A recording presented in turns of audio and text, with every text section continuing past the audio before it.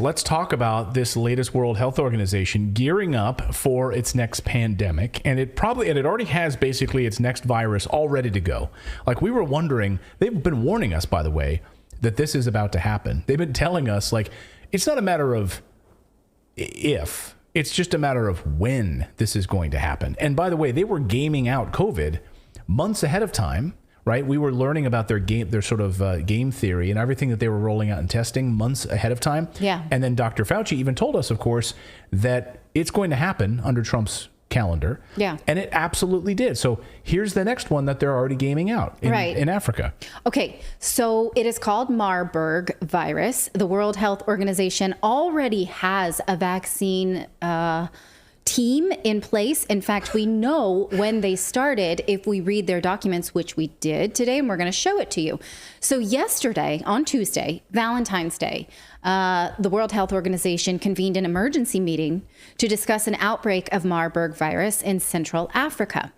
Marburg, essentially, I just want to make this clear, is a town in Germany where the virus was first discovered in 1967.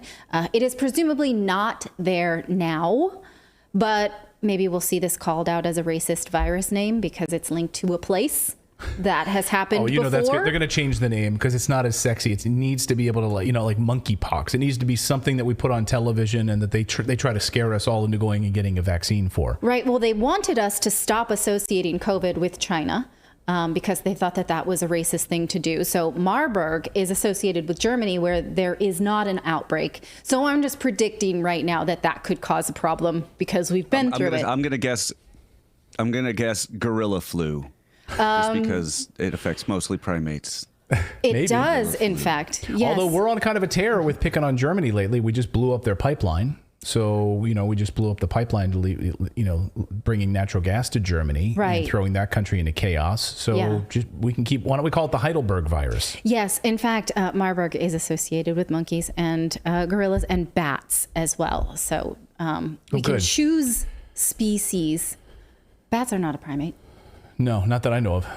Right, Philip? They're a mammal. They're definitely not a primate. They're not a primate. They're not a member of the monkey family. Unless it's like one of those, like a duck-billed platypus is not a duck. That one's like, is that a trick question? No. Okay. So we all learned that together. Bats are not a primate. Okay, so the World Health Organization says that at least 9 people have died from the virus that is now spreading through Equatorial Guinea with a confirmed 16 cases. Now, they're saying that based on past outbreaks, they have a fatality rate of 88%. But this one, I can do the math also, 9 out of 16 cases, it's 56% fatality rate. Not great. No, Virginia says in our chat, says it's very, very dangerous. Very, very nasty. Yes. Virginia Vikings. It's very, very nasty. This Marburg thing. Yeah. So it's a hemorrhagic fever. So it's pretty nasty. I've seen estimates as high as 90% fatality rate. Wow. And that's a point too with COVID, right? With COVID, it wasn't as nasty, right? It was not as bad as they wanted it to be. Yeah. You know what? It's funny. Like we sat down and watched that movie, during lockdowns, and we're like, oh, well, if, the pandemic looked like this, where everyone was throwing up, we might. Throwing up blood. Yeah, we might feel a little bit different. But, now we got it. But yeah, so that's what we got. So absolutely, we should not be downplaying this, like, oh, they're going to make us think that this is scary. This is scary enough on its own. So we're just going to talk about what the World Health Organization is doing and not act like they are faking us out, right? Because it's scary. We don't want anybody to get it. We also don't want anybody to exploit it. We don't want either of those things. The World Health Organization says that they convened an urgent meeting of the Marburg Virus Vaccine Consortium, which is called MARVAC, to discuss the outbreak. This is their update on Tuesday's meeting. Well, what's MARVAC? What is that, and when did it become a thing?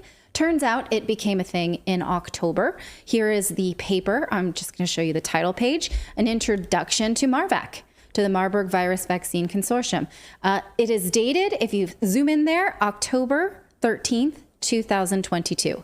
So relatively new, this MARVAC vaccine program for Marburg virus. It's so convenient how they managed to get these things just a few months ahead of time, isn't it? Right. And so who is involved in MARVAC? Well, let's zoom in there.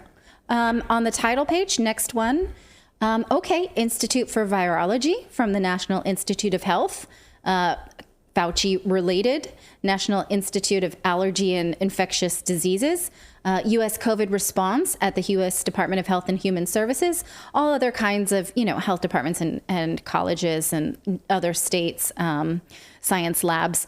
Also, Boston University School of Medicine, where they did gain of function research on COVID. Yeah. And the Centers for Disease Control and Prevention. So a lot of the same players that were controlling the COVID pandemic already are involved in MARVAC. So I'm surprised. Yeah.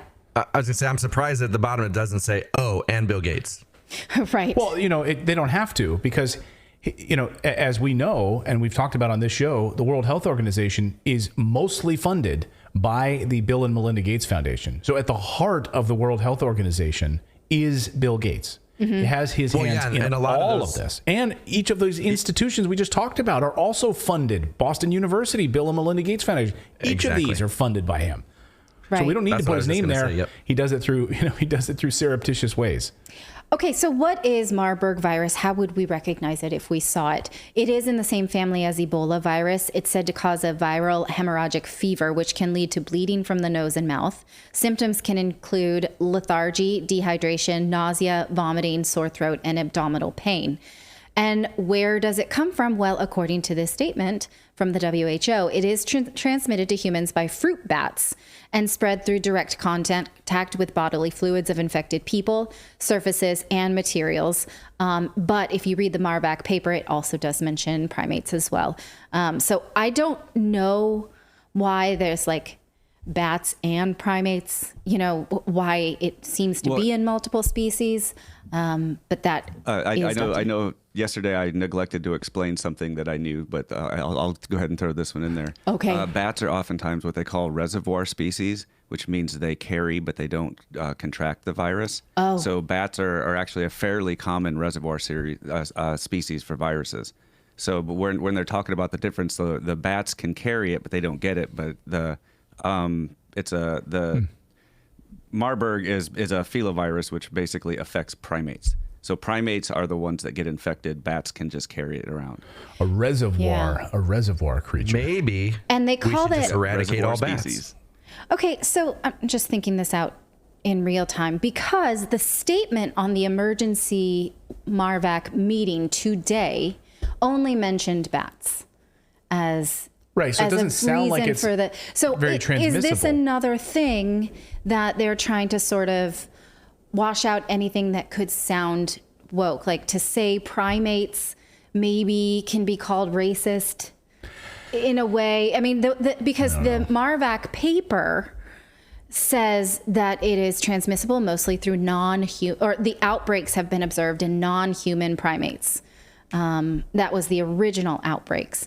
So I'm just wondering, because the statement today did not mention primates at all. Well, and also it's not very transmissible from what I'm gathering, right? That they're scaring us. They're having this emergency meeting. They're talking about, they're all wearing masks. They're talking about the transmissibility of this. But if it's just through bats, through primates, through surfaces and materials, But what you does that mean? can contract it from infected individuals. So obviously you want to isolate people who have it and not have a spread in the community. Of course, and this is exactly what they want, right? This is what they've been prepping for. They want us to stay. Remember, at the heart of all of this, guys, this is written down, and what they're telling us is that they want us to work from home, get rid of our cars. Europe just this week announced that by 2035, they're getting rid of combustible automobiles, right? That's their plan by 2035. Yeah. They want us to work from home. They want 15-minute cities. They don't want us driving, and they want this. They want us to stay in these environments like this. Well, you're making large leaps about something that people actually have. Like, there are 16 cases. We absolutely should all not want there to be more.